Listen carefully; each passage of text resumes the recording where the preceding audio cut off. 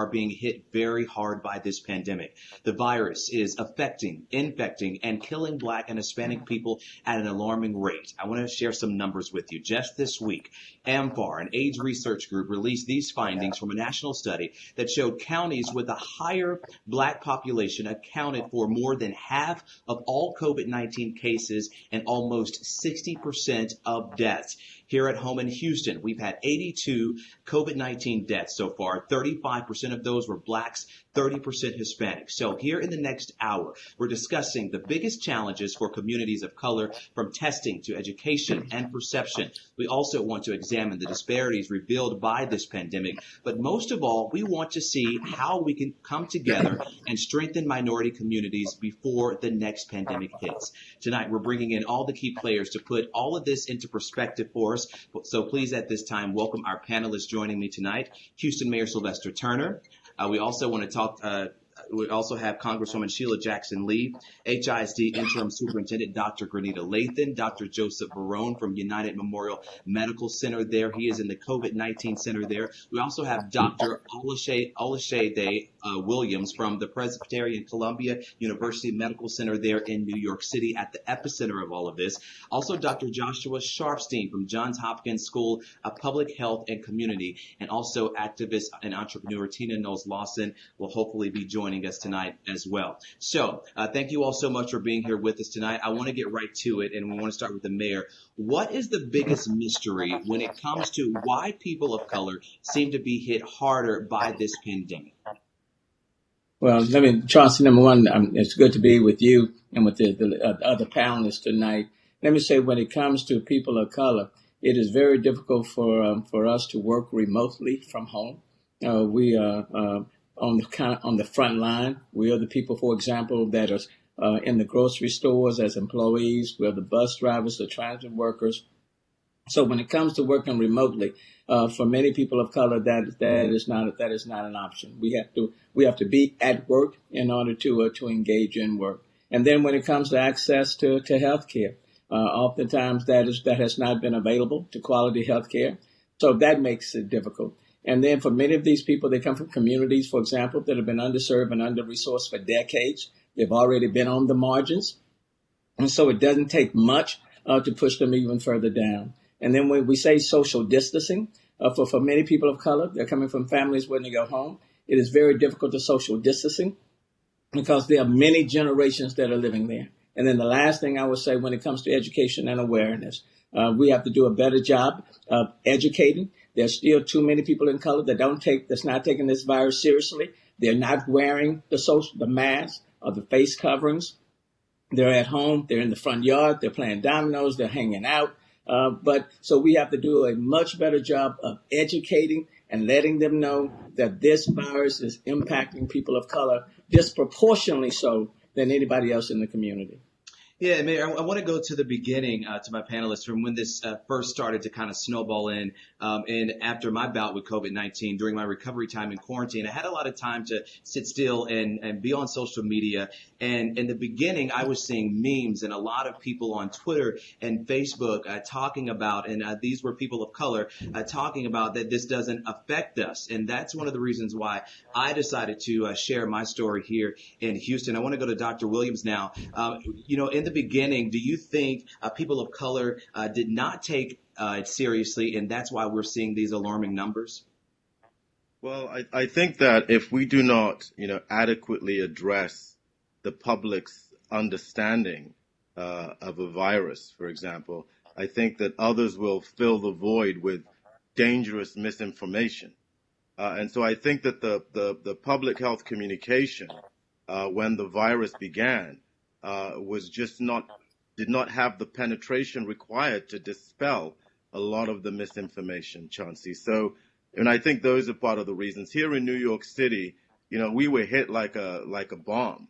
We really scrambled in the beginning to deal with all the deaths that we were seeing at our doorsteps. And we were so busy trying to save lives and trying to create bed capacity, et cetera, that there was very little time for us as physicians to really focus on the type of messaging that was really needed to dispel a lot of these myths. Got you. Thank you, Dr. Williams. And we want to go to testing now. How can testing help address some of these disparities that we are seeing? I want to go to Congresswoman Sheila Jackson Lee. I know you have been on the forefront of trying to get more testing here in these communities of color. Yes, good evening to everyone. Let me thank the KTRK family. Let me thank my fellow panelists. This is a very important session this evening, and I hope that as we proceed, we will help dispel myths, but we will also enforce the truth, and we will raise to the level of, crucialness, vigorous attention to those who are viewing. I want this to be an opportunity for people to change their life, to change their actions, and to get a single voice from the leaders who are here that COVID-19 is still here for a long period of time. It is here to stay. And as well, it impacts communities of color in a very disparate manner. These are experts that you'll be hearing from, and I'm delighted to be joining them. I have, for the beginning of returning from Washington, after the first crunch of dollars for testing, indicated it's testing, testing, testing. Testing does many things. It's not everything, but it does many things.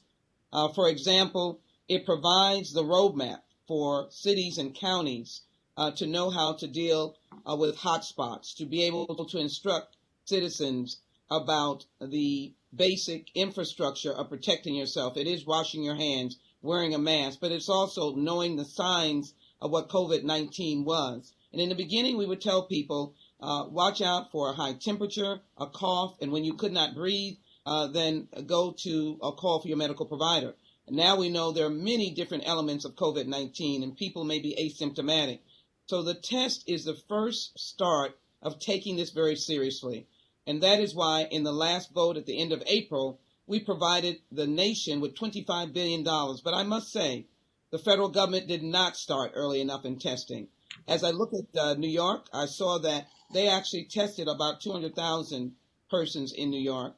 They did that way before anyone else because they became the epicenter. So the beginning of testing and the actions that are being taken by the county judge, taken by the mayor in their stay-at-home orders, that was the right thing to do.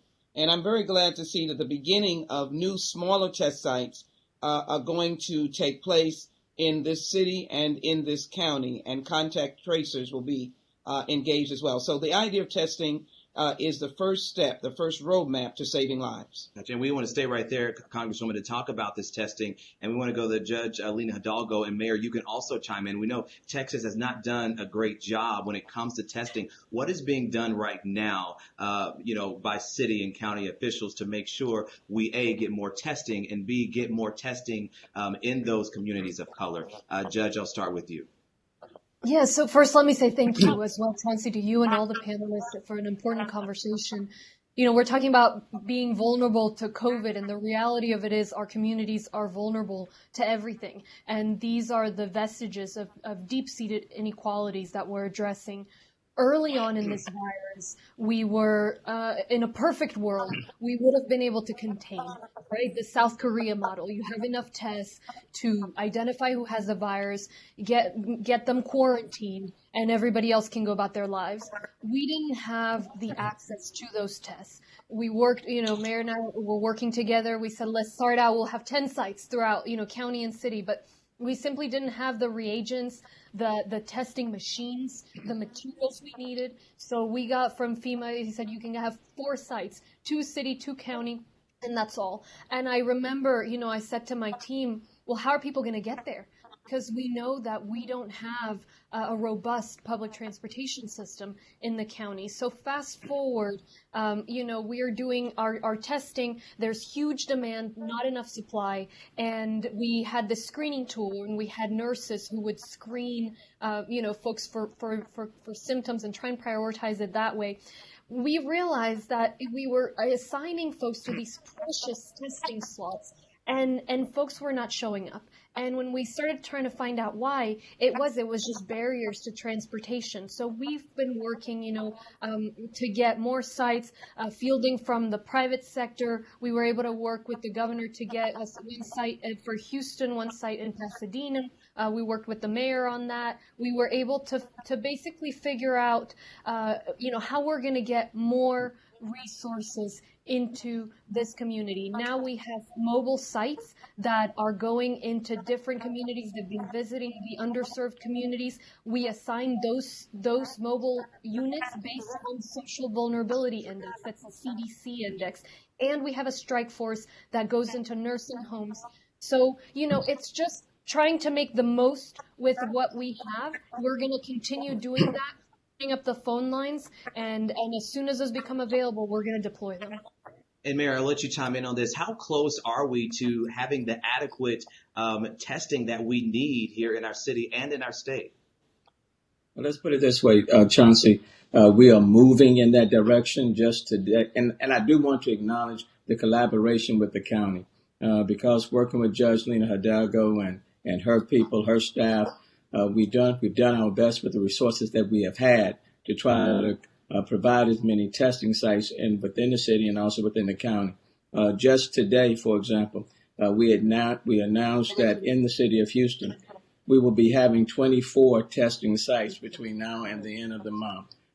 Some of those testing sites will be mobile. We'll be using more mobile units, and we are planning on placing those testing sites very near vulnerable communities and based on the data that we're getting from the zip codes, where the testing needs to occur. I agree wholeheartedly with what the judge said. There are a lot of people who want to be tested, but they are transportation challenged. And so it's very important for us now to get testing close to the neighborhoods where people can have ready access to these different testing sites. I want to acknowledge the work of Congresswoman Sheila Jackson Lee and UMC, United Memorial Medical Center, working in collaboration with them. Congresswoman was very instrumental in establishing that relationship. We have now worked in conjunction with them to try to expand more testing sites across the board. Lastly, what I will say, the reason why testing is so important is that it is the radar on where this virus is. The testing will let us know who has it, where it is, how pervasive it is, and then combined with the contact tracing, we can then identify, isolate, quarantine, and then treat. So it's very, very important, and it's very important that for people in these vulnerable communities of color, that they understand that this virus is still very much in our communities. We have to take it very seriously. Gotcha. All right. Thank you, Mayor. And I know we want to go to you, Congresswoman Sheila Jackson Lee. I think we're trying to get Miss Tina on. There she is. She was having a little bit of technical difficulty. Thank you so much for being here with us tonight. We're talking about the testing. And I know, Congresswoman, you have said, okay, I'm not going to sit still. I'm not going to wait. I'm going to work on community partnerships and private partnerships in which you have partnered with the Be Good Foundation to bring the testing here to our area and those minority communities. And we want to go to Tina Knowles-Lawson right now. What motivated you and the Be Good Foundation to address this expansion of testing for Houston's minority community?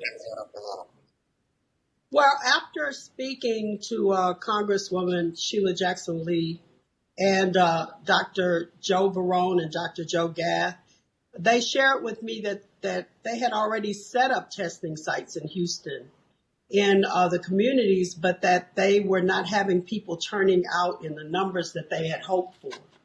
That when it first started, there were many people, but after that, it dwindled down.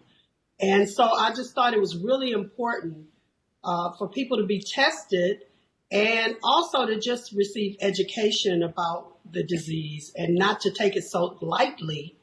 And, I saw news where people didn't have on masks and they weren't socially distancing. And I just thought it was really important to bring the awareness not only to Houston, but to start a movement called I Did My Part, where everybody does their part to control what's going on right now, because it's very, very scary in the African American community, as well as Hispanic communities.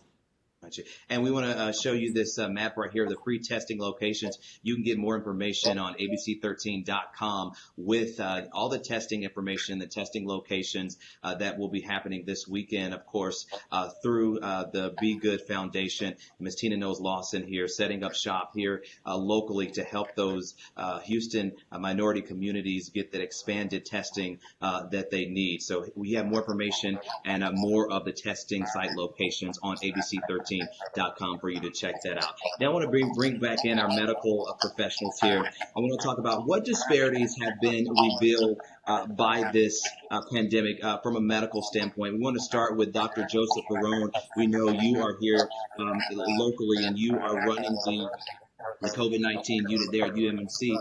Talk about what you're seeing in the disparities that have been revealed by this pandemic in your hospital.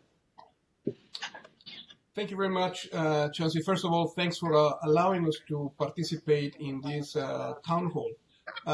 I've been working very closely with Congresswoman Sheila Jackson Lee, and what she tells you, it's correct. Test, and retest. Why? Because we have a lot of people out there that are being positive. So that you get an idea, we have tested close to 25,000 people. I know that sounds like a big number, but it's nothing. And that's why, we're working closely with Ms. Tina and trying to test and test more. Out of those 25,000 people that we have tested, we have close to 9% positivity rate. Now, those are the people that, like people said, they can go and get tested in a drive-through basis. If I show you the graphics of what we have, which are quite impressive, the mean age of these people are 30 to 35 years of age at most. These are young people, and me as a clinical care doctor, seeing these young people getting in trouble. I'm an intensive care doctor. Seeing these mostly young African-American men come to us extremely ill. Why do they come us extremely ill? Because they are scared to show up. They are scared to show up for testing, and that's why we now are coming up with ways by which we can go to them instead of them coming to us. Number two, there is this stigma, just like in the 1980s and 1990s, if you were HIV positive in English news. Well, now we know that having a corona gives you a stigma and people don't want to be close to you and things like that, which is right. So we in Houston, we have close to 60% of the people that we have tested have been Hispanic. The other 40%, almost complete, have been African American. So we are dealing with a pandemic that is hitting our minorities. And we as clinicians, we have to do something to stop this. And the only way to do it, just like the Congresswoman has said, is test, and retest. With the help of Mayor Turner, we are now adding additional sites in conjunction with the city. Now we're working also with some of the staff of Judge Hidalgo, and we're hoping to help them out as well. We're here to help. We're trying to get testing. Gotcha. And we want to bring in our other medical experts. We're going to go back to Dr. Williams. Now, what advice can you give us here in Houston based on what you saw there in New York's fight against this virus? Well, I can say that, Houston, you guys have, I think, about 82 deaths that you showed in your initial slide, Chauncy. We have 18,000 deaths. And 60% of those 18,000 deaths are Black and brown people. And so, and one of the reasons why we're seeing so much death, we're at risk for, faster transmission just due to, density issues and the lack of our ability to socially distance. But we're also at risk for more severe illness and death simply because of the disproportionate comorbidities that we deal with. Just as a practical example, I was running first of all, I'm a neurologist, and I was running a COVID unit at our hospital. The reason why a neurologist was running the COVID unit at New York Presbyterian Hospital here in New York City is because we were out of capacity. We had no more capacity. We had to redeploy physicians. People had to practice outside of their comfort zone, and I ended up running a COVID unit. 90% of my patients, Chauncy, on my unit were Black and brown. Most of these individuals had severe comorbidities, diabetes, heart disease. We saw a large number of strokes on my service, and kidney disease, dialysis patients. So all these comorbidities that are a greater burden within these communities. When you add COVID-19 on top of all these comorbidities, and then you have much more severe illness. And so, one of the things we learned was that, we really do need to address these disparities much more rigorously if we're going to prevent this from ravaging our society again. And Dr. Williams, you talked about the underlying conditions there when it comes to Black and brown people and how it's affecting them more. But you also described to me last night there are more factors like where people live. You described that there were families being infected and coming into the hospital. Talk about that, and then I'll also let Dr. Sharfstein kind of piggyback off of this. So this is a very infectious virus. You can get it from touching a surface. It's in the air for hours. It's on surfaces for days. And so it's so easy to contract this virus. And when you're living in crowded, highly dense, communities or housing, and you're unable to socially distance, then all it takes is for one person to get infected and the whole family gets infected. Just as a practical example, a young man goes out, he defies social distancing rules, he's playing basketball, outside in the projects, he's asymptomatic, he doesn't know he has no manifestation of the infection, he comes back into his home, he has his grandmother living there, his mother living there, a few of his cousins living there, he's asymptomatic, he's interacting with his entire family, and they all get infected. Grandmother who's most vulnerable dies, mother who's also vulnerable becomes severely disabled, and they are all admitted into the hospital.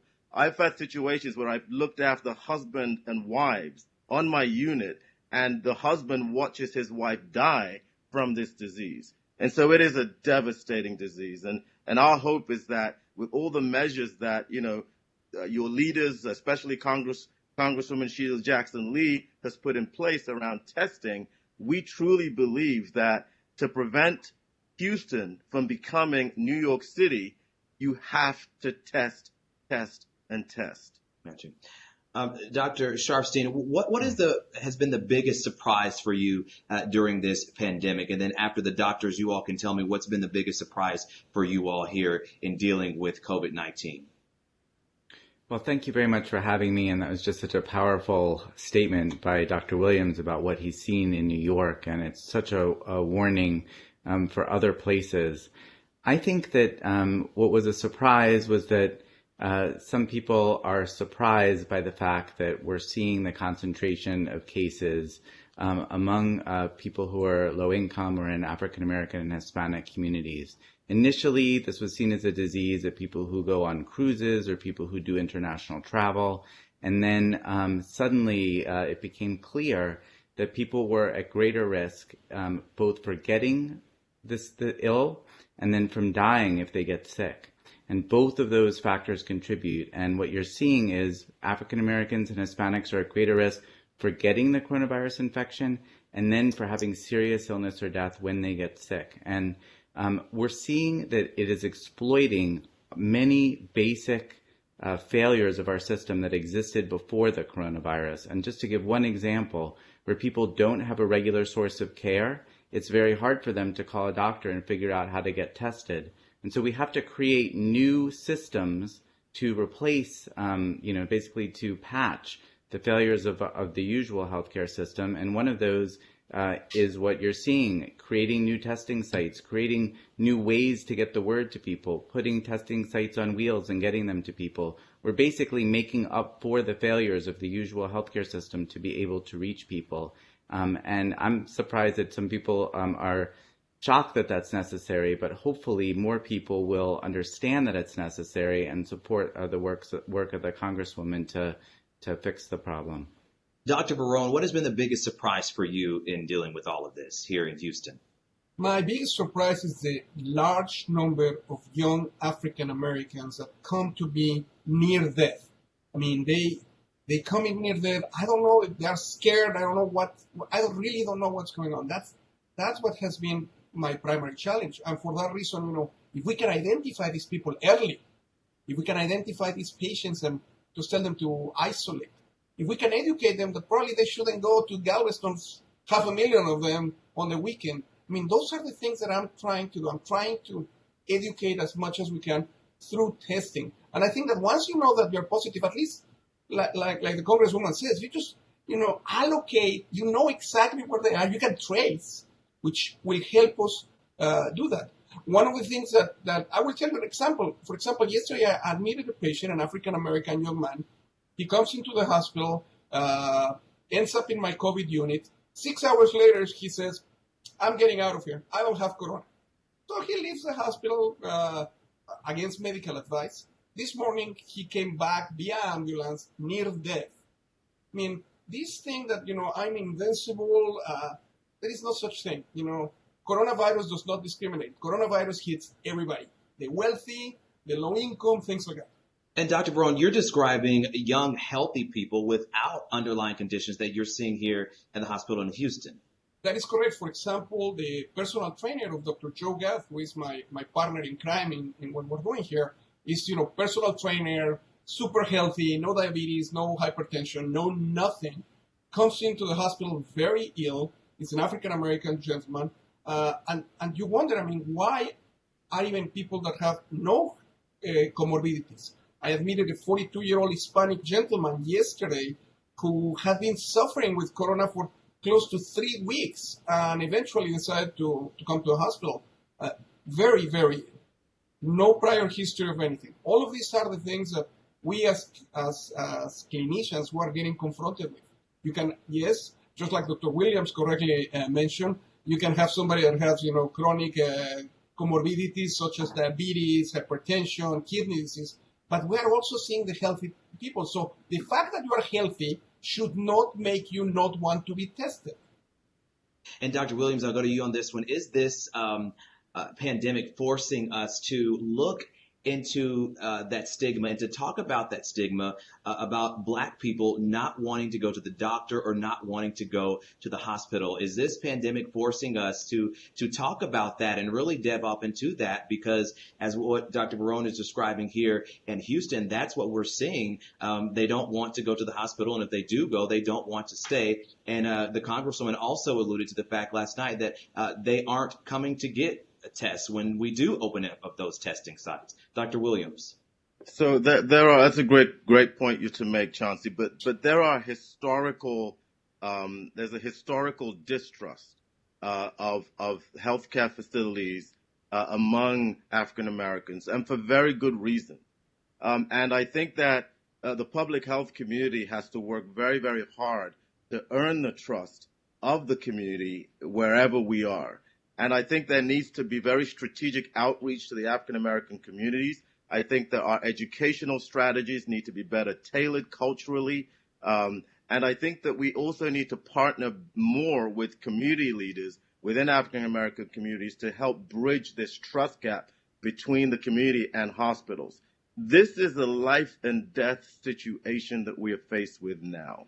This is the situation where misinformation can lead to death. Not only your death, but the death of your entire family. And as Dr. Varon mentioned, asymptomatic cases, in fact, there's data to show that the pre-symptomatic and the asymptomatic are responsible for the vast majority of the infections with this virus. And that's what makes it so elusive.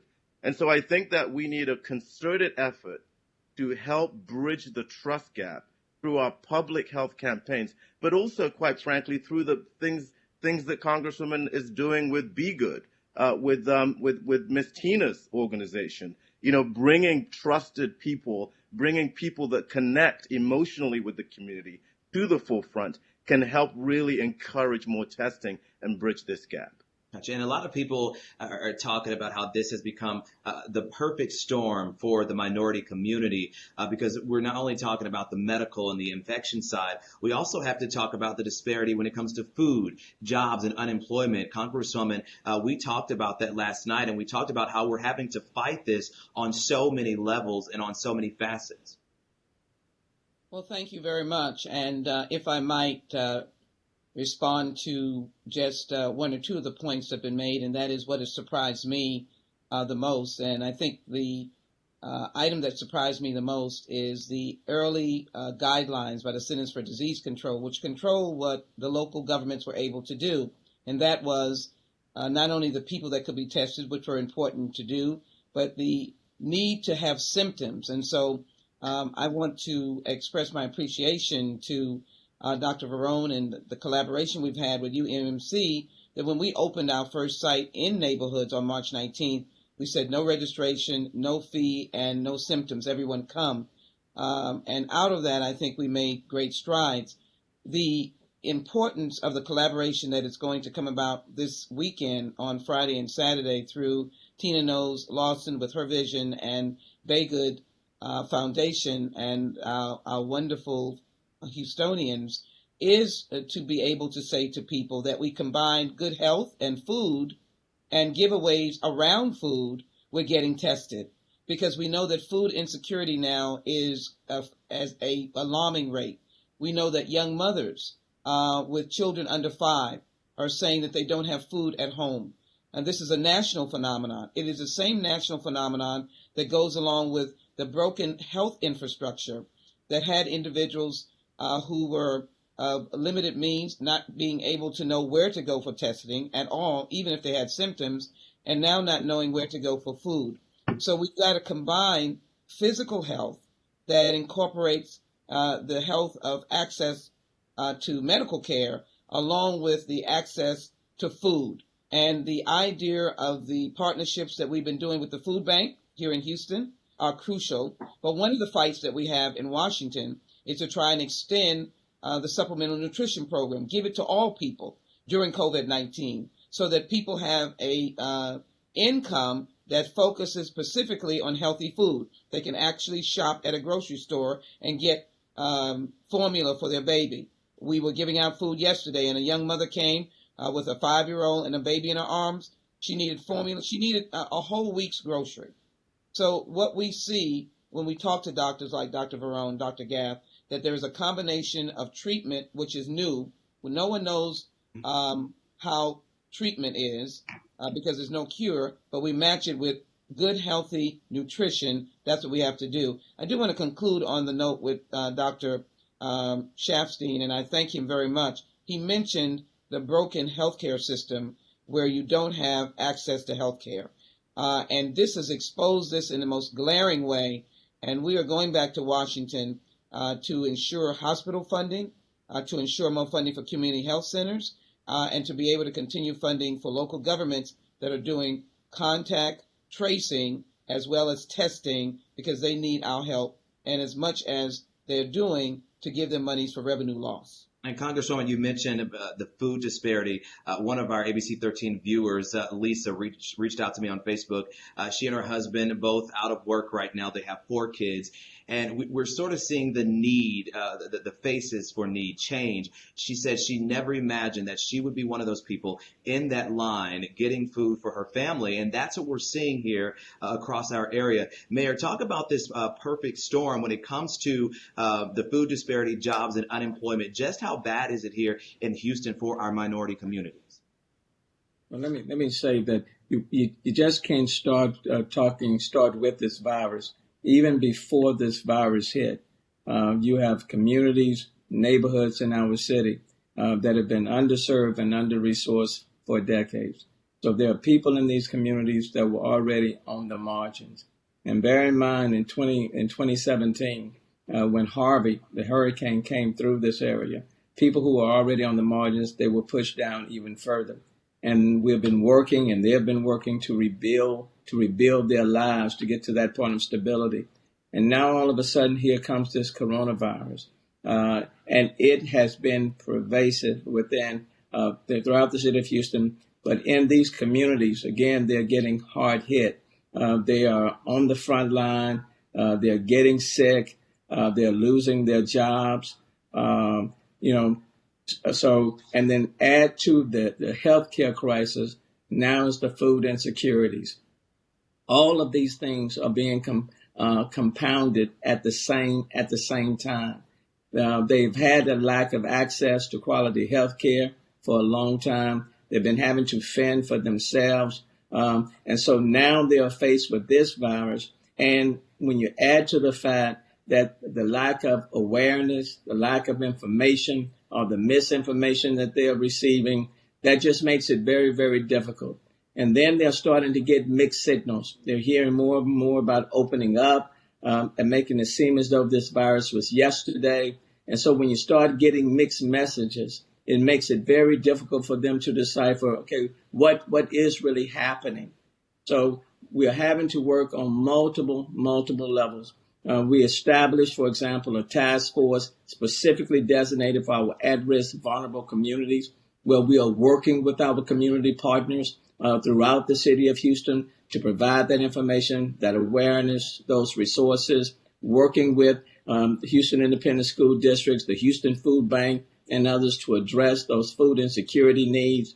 And then, but letting people know that it's testing, it's contact tracing, but it's also things that we have to do ourselves in order to protect not only ourselves, but our family members. So there are a lot of moving parts that we have to figure out and work out. But it's very, very important for us to get into these communities, be right there, to be able to talk and communicate with them and provide them that sense of awareness and to meet their needs on multiple fronts. And Judge Hidalgo, I'll let you kind of chime in here really quick before we move to the next topic. What's being done there from the county standpoint when it comes to the food disparity and jobs and unemployment in the minority communities? It's something that has existed all along. And we know that communities of color, particularly African American community, Hispanic community, we know that these are communities that don't have access to clean air, for example. When we look at where the Superfund sites are, the concrete batch plants, guess which communities they're in. They're the communities that didn't receive a flood control project for so long. They are also the communities that don't live as long. And so, frankly, that's why I ran. That's been my agenda over the last, year and a few months. It was $11 million for environmental protections. It was flood control prioritization based on social vulnerability, based on, how long have these people gone without a project and what a difference would have made. There are some communities, some African American communities, where if we just done the project, you would have lifted people out of the floodplain that they flood every year, We're working on that now. And then, we did an analysis of what life expectancy in the county. It turns out the community, the census tract with the lowest life expectancy and the census tract with the highest life expectancy, they have a difference of 24 years. And you can imagine which community is on the low end of the spectrum. So what's hard for me is we were working on those issues already before that. Even something as criminal justice is, that is the reflection of centuries, and of inequities. When you look at our juvenile justice facilities, you're hard pressed not to find a black or brown kid there. That's all you see. In our jail, 40% African American are in our justice system. So we were already working on that. Now this is making it worse. And so we've made investments on healthy food financing, food deserts. My hope is, and what we're continuing to do around the clock, is that at minimum, we don't end up worse than where we were. But that's why, and to the question that folks were answering, what surprised you the most for me is how quickly things can change. if we don't take responsibility to recognize that we just go back to life as normal, life as usual, this virus is going to come right back up. And so we have to make our way through it sustainably so that we can move past it and address these inequities that have existed. Gotcha. Thanks, Judge. We want to turn now to the education front. We have Dr. Grenita Lathan, who's the interim superintendent for HISD here. And I want to talk about a middle schooler by the name of Jamal. He has two siblings. When the pandemic first started and school was canceled, he was worried that he would not be able to continue his homework and continue learning because he doesn't have a laptop at home. So you have three kids in one home without laptops, without Wi-Fi. So we want to talk about that digital divide and what is the district doing about it right now to make sure that our Black and brown students are still getting the education they deserve here in this COVID-19 pandemic? Thank you, Chauncy. Thank you for the opportunity to share what we're doing in HISD. We're very blessed, number one, that all of our high school students have their own laptop that we provide by the district. As it relates to our elementary and middle school students, all of our schools depleted their technology, and we've continued to order technology, not only for our students, but for staff members that were in need of laptops and also hotspots so that they would have internet access. It's still surprising at the number of students in our district. We're talking about anywhere from 50,000 to 80,000 students that do not have access either to the internet or laptop. So we're continuing to order. Our goal by the start of the school year is to ensure that every elementary and middle school student also has one-to-one computing, and so that we're ready in the event we were to start our school year and then have to close again. Yeah, and I understand, like here in the beginning, especially the first weeks, it may be online based. Is the district prepared for that? How do you outfit these kids? I know you all were looking at the Wi-Fi hubs here in some of those communities as well. So we are prepared. I want to first thank all members of Team HISD. We immediately transitioned to HISD at home in March when like Judge Hidalgo said, things suddenly changed. And we are prepared to continue with virtual online learning for summer school, and we are prepared for the fall in the event we need to continue to do that.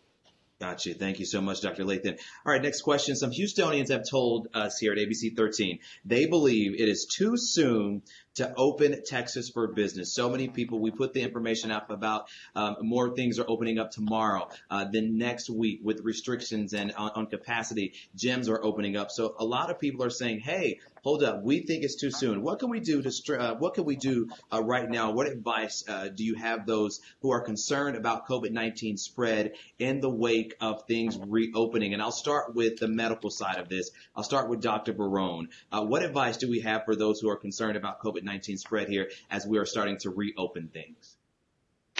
Well, Chauncy, you and me, we have talked about this. I believe that this is too early to open up. In my hospital, I'm seeing more cases coming in. I'm not seeing less. Just as I showed you earlier, and I showed you some of the data, my number of positive patients continues to either be steady or increase. It's not going down. I don't feel comfortable reopening the state completely. And my concern is that, and with all due respect, we as Americans, we don't follow orders too well. I mean, they tell us, let's go ahead and open up something, and everybody goes. Look again at what happened this past weekend in Galveston. 500,000 people show up in Galveston. No mask, no nothing. So that is just the beginning of more trouble. We even open an extra wing at the hospital just in preparation for what's going to come. And that's going to be more cases. And eventually those cases are going to overwhelm the system. And they're going to put us in a situation quite similar to the one that Dr. Williams describes in New York. And Mayor, what's your response to that when you hear one of your local doctors here on the forefront in this fight against COVID-19 in Houston say the amount of positive patients is going up, yet we're reopening up? When you hear that from one of your doctors right there in the COVID-19 unit in one of your hospitals, what do you have to say to that? Well, I share Dr. Varon's view. I agree with him. I think we are moving too quickly. Let me just say from the first week in March until the end of April, I think we've done things in a very smart way, responding to the data. the city and the county, we've been moving in lockstep with one another. In the first week of March, we were closing conventions and conferences. In the second week, the rodeo came to an end. On March 17th, we ended up closing dining facilities at restaurants and clubs and bars. And on March 24th was the stay home, work safe order. And it is reflected in the numbers for the city of Houston. As of today, it's really 85 people that have passed. That's 85 people. We are the fourth largest city in the United States. And so I believe we have done things in a very smart way. We've done it together. We told people to stay at home, engage in social distancing, put on your face coverings, take this seriously. And for the first part of this, we've done it, and the results speak for themselves. Now, people are treating things as if the virus is yesterday's news. And I'm especially concerned with people in these at-risk and vulnerable communities that they are not taking it as serious as they should now, as they did in the first part of the conversation about this virus. And so if we let me just say this, just because, for example, the governor opens up certain things, it doesn't necessarily mean that people need to walk in. Just because someone says you can't doesn't mean that you should. And so we have to exercise some individual responsibility. And we have to recognize we may feel fine. That doesn't mean we're not infectious. And just because we feel fine doesn't mean that we are not going to infect our loved ones, family members, grandmother, grandfather, people within our families, our friends. So I am deeply concerned that we are moving too quickly, that we are making decisions not based on the data and the medical advice and the opinions that are being given. And if we are not careful, this virus is going to remind us all that it never left the scene, it's still here, and we are fueling it, and it will be worse if we're not careful.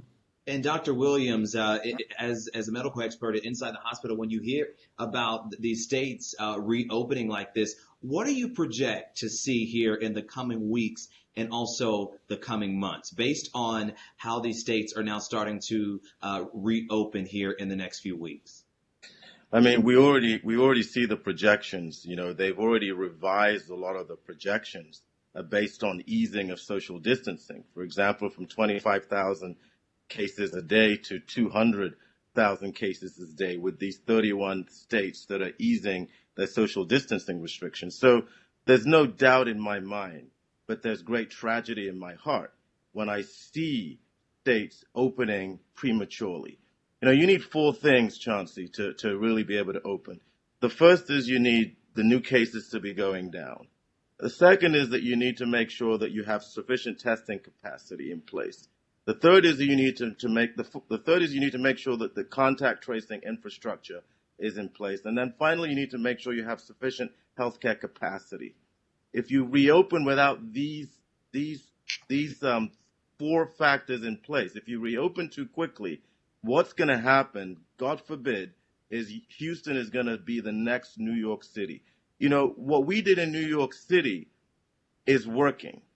The social distancing, the shelter-in-place programming, the wearing of the mask, all the things that are being implemented now in Houston, we're doing it here in New York City and is working. We're seeing new infections come down. We're seeing hospitalizations come down. And we are opening very, very slowly in a phased process. So, you know, my hope is that, you know, everyone slows down and realizes that the virus is not going to cooperate with the economy. We have to contain it. Gotcha. And Dr. Sharfstein, so what should happen from the medical side? What do you think? Do you think the governors should just say, okay, we just need to sit still on the orders right now? Because you're talking about the economy and people's livelihoods. So many people want to get back to work and start making money so they can feed their families. Well, it really does have to be slow and steady, and building the capacities that Dr. Williams talked about, so that if there is a problem, you can catch it early and you can nip it at the bud using public health tools like contact tracing rather than sending everyone back to their homes. It's really important to keep in mind that this virus spreads exponentially. One person can give it to 3 people, they give it to 9 people, they give it to 27 people, and so on. And it goes, can get to hundreds and even thousands. Each of those shifts takes a few days. So with that kind of potential, you have the situation where if you're waiting to see if there's a problem in the intensive care unit, by the time you have a problem in the intensive care unit, already set in motion are new waves of patients that can overwhelm the health system's capacity like happened in New York. And it is just so important to prevent that. Those key tests that Dr. Williams talked about, making sure you have those capacities before really opening, it's so important to be able to control things without having to turn everything in an emergency sense off again. Gotcha. Here in the last 10 minutes, I want to talk about a solution. We've talked about the disparities and the problems, and I want everyone to be able to answer this here at 7:50 in the last 10 minutes of this virtual town hall. After COVID-19, Houston and the nation, of course, we must be prepared for the possibility of other pandemics or other natural disasters to come. What can we do to strengthen Black and brown communities to bridge that gap in the future? I'll start with you, Mayor Turner. Well, access to health care, building these communities up, providing opportunities for people in these communities, housing opportunities, jobs, quality jobs. All those things are important. Education, awareness, information, all the things that we have been working on prior to this virus are the things we need to continue to do. We put together what we call strategies dealing with complete communities, and that is getting into these communities that have been underserved and under-resourced and building them up, making them stronger, more sustainable, and resilient. If we do that, we'll be much better prepared the next time around when this virus should come back. Judge Hidalgo.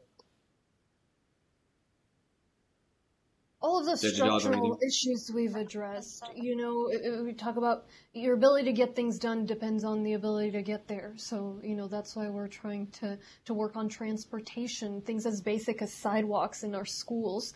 We need to work on all these different structures, feeding and health as opposed to healthcare. We spend 96 cents out of every dollar on hospitals, but by the time somebody got to the hospitals, it's too late. And so public health, looking at food, seeing transportation, housing, just access to a clean environment as part of our broader health infrastructure. But I do think, I want the economy to open back up as much as anyone. I just want it to be sustainable. So right now, we're working around the clock to recruit, train, and deploy contact tracers. The question is, will we have them ready on time for this timeline that we've been set on by the state? And that's where, today, right now, everyone in this community, everybody watching can do their part, and that is continuing to stay alert. If you are somewhere, whether it's outside, wherever you are, and it feels normal, people aren't wearing a mask, everyone's close together, we're probably doing something wrong. We all are a part of this, and we can make a difference. We're going to go now to the Congresswoman.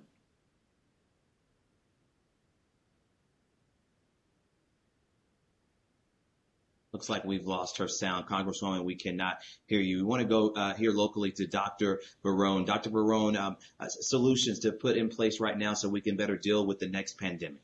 I love to hear, obviously, what some of my other colleagues said, but from my standpoint, you can have access, but if you don't go to it, that's the primary problem. So I truly believe that education.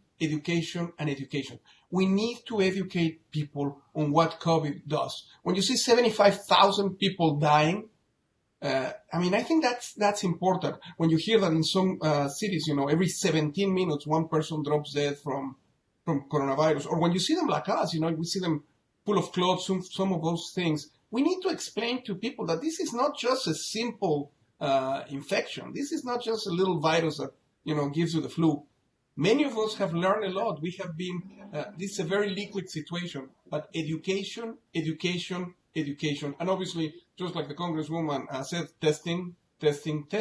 And even though I agree with the mayor that, access is extremely important, people are not going, even if they have access. We have all these free test sites out there, and people are not going. That's why, things like what Ms. Tina is doing for us are fantastic, because we will at least be able to reach some of those people that don't want to come. All right, and I want to go over to Dr. Joshua Sharfstein. From the public health standpoint, how do we prepare these minority communities for the next pandemic or the next problem? Sure. I think we have to fix the systems that this virus is exploiting. The fact that people don't have access to basic health care, we've talked about that. The unfairness in low-wage jobs and access to protection and access to sick leave. That's another example. The housing crisis that puts people at risk for infection. We can have 1 billion N95 masks in a warehouse somewhere, but we will not be prepared until we fix the underlying errors in our systems that have put communities at risk. Thank you. We're going to go back to the Congresswoman. I think your mic is back working now. Your response. All right, no, her mic is not working still. So now we want to go back to Dr. Williams. You talked about, the community in the beginning of making sure we get that right information out there. Do you think we have to put things in place for the next pandemic so in the beginning the minority communities can start reacting in the appropriate way? Yeah, I think that Dr. Sharfstein said it best. He pretty much outlined what we call the social determinants of health.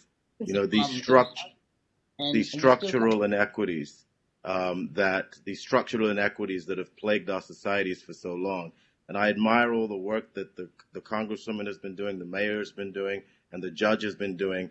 But I really think that we need a sustained and aggressive campaign to try to begin to address these structural inequities that have caused so many fault lines for this to happen with the current pandemic.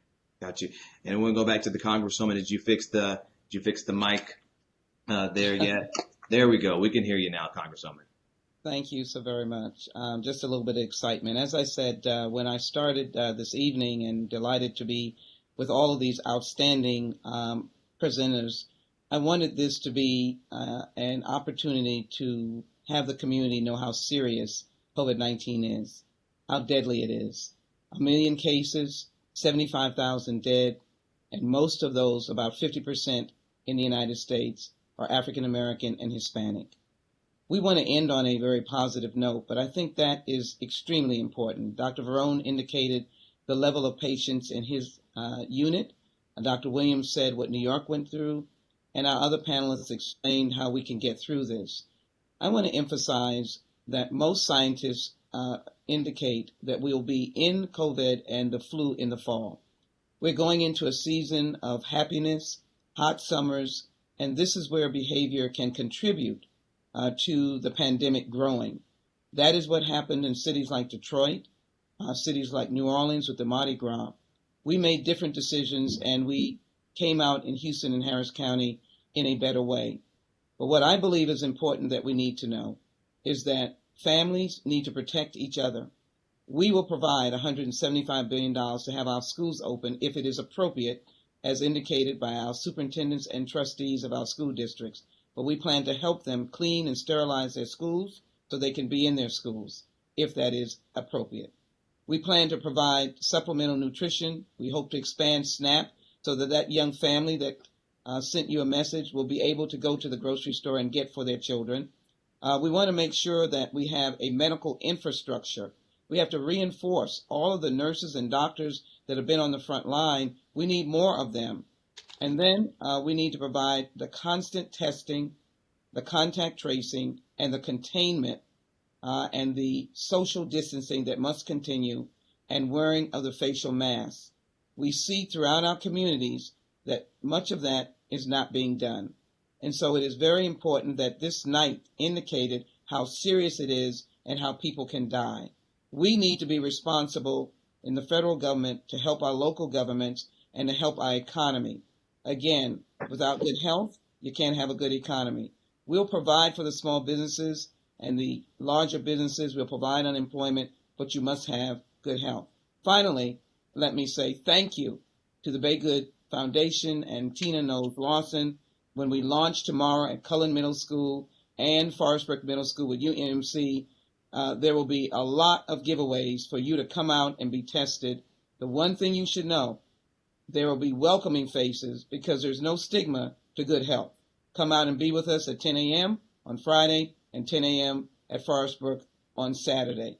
That's how we get people to get to these testing sites, and in these areas where we have not been, to use those federal dollars to get there as well. And we have more information on ABC13.com right now for those testing sites opening up this weekend. If you want to check out the locations there that the Be Good Foundation will be opening up this weekend. Thank you all so much to my esteemed panelists. This has been a great conversation. You all made some very important and great points tonight. And thank you all so much for being here with us. I'm Chauncy Glover. Stay healthy, stay safe. Thanks for being with us tonight.